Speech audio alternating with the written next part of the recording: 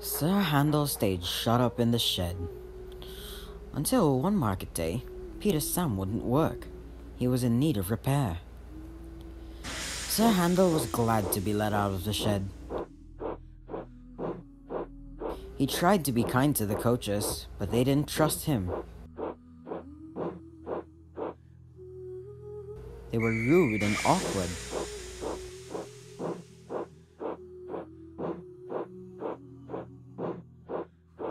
He even sang them little songs as they went along. But they still didn't trust him. It was most unfortunate too, that Sir Handel had to check suddenly to avoid running over some sheep.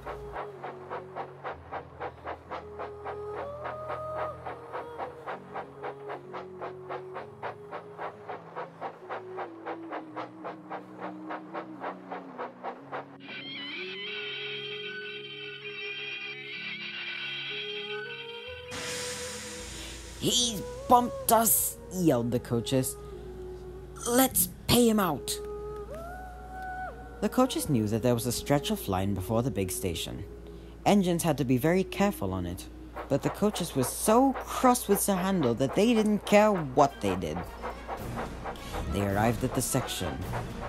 "Now!" cried one of the coaches. They gave a fearful bump, throwing Sir Handel forward. He tried to apply the brakes, but it was no good. He was thrown straight off the rails. Sir Handel limped sadly back to the sheds. The thin controller examined him carefully. "Well, that's done it. No more work for you today." "Great. Now we've got to get all the people to the lakeside station and back, all without an engine." "What about me, sir?" a voice said. The thin controller peered into the back of the shed. There sat Skarloey. "Skarloey," he grinned. "Can you do it?" "I'll have a very good try, sir." Some of Sir Handel's fire was rescued and put into Skarloey's firebox. Once the old engine had steam up, he set off. He was stiff all over, and he needed to get a good run in. "Never mind," he said. "I'm sure I'll get it on the journey." The coaches waited at the platform. Skarloey advanced on them, hissing furiously. "I'm ashamed of you.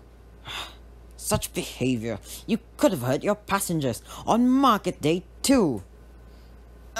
"We're sorry, Skarloey," stuttered the coaches. "It was that Sir Handel. He—" "No tails," said Skarloey firmly. "I won't have it. And don't you dare try to play any tricks on me." No, Skarloey. Certainly not, Skarloey," quavered the coaches. Skarloey may have been an old engine, but he certainly wouldn't take nonsense from both trucks or coaches. Skarloey happily steamed along the line. He remembered all the gates and stiles where he had to stop, and met a lot of his old friends on the way.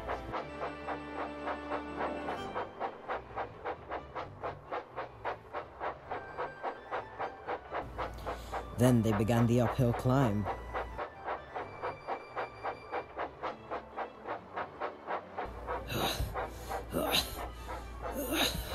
"Blasted tubes," he said. The driver was worried. "Can you continue, Skarloey?" "It's tough, but I'll manage," the old engine wheezed. He got to the next station and had a short rest there. That helped, but before long he was feeling tired again.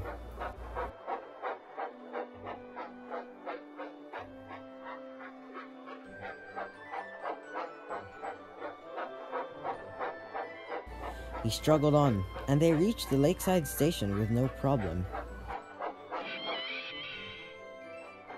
It was on the journey down, however, that they heard a faint creaking noise. Skarloey wondered what it was, but before he or his driver could react, crack! One of the springs gave way. Skarloey quickly braked his train to a halt. The driver and fireman inspected him carefully. "Well, that's done it," the driver said. "One of your springs is broken." I'll have to call a bus for the passengers. No! Pleaded Skarloey. I can do it! I'll get to the big station or burst! The driver was worried, but he let Skarloey continue nonetheless. The old engine shut his eyes as he struggled towards the big station.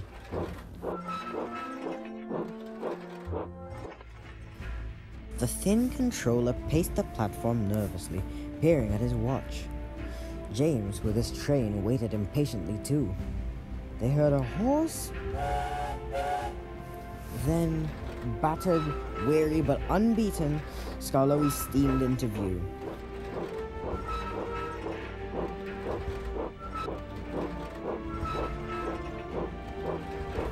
He was tilted to one side and made fearful noises as he moved along, but he pressed on. I must do it. I must do it, he groaned.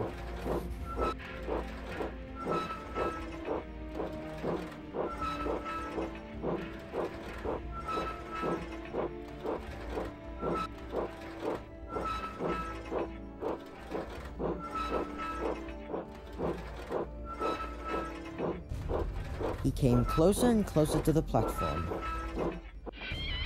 Then, I must do it. I've done it. I've done it. He sighed with relief. James said nothing as he left with his train.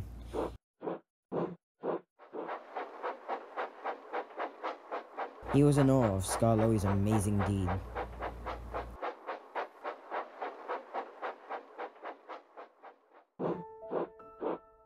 The old engine limped back to the shed. You were right, sir, he told the thin controller. Old engines simply can't pull trains as well as new ones can. The thin controller smiled. They can if they're mended, old faithful, and that's exactly what's going to happen to you. Oh, sir, said Skarloey happily. Sir Handel eagerly awaits for Skarloey to come back.